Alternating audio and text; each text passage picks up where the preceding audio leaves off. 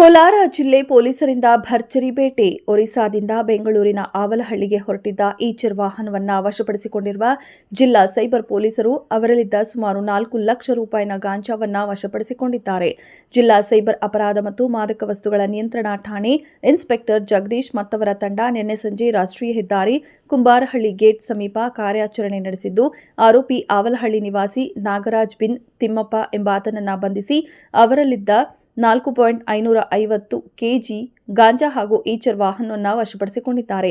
ಆರೋಪಿ ನಾಗರಾಜ್ ಈಚರ್ ವಾಹನದಲ್ಲಿ ತರಕಾರಿಗಳನ್ನು ಒರಿಸ್ಸಾಗೆ ಕೊಂಡೊಯ್ಯುತ್ತಿದ್ದ ಮತ್ತು ವಾಪಸ್ ಬೆಂಗಳೂರಿಗೆ ಮರಳುವಾಗಿ ಗಾಂಜಾ ಸಾಗಾಟನೆ ಮಾಡುತ್ತಿದ್ದ ಎನ್ನಲಾಗಿದೆ.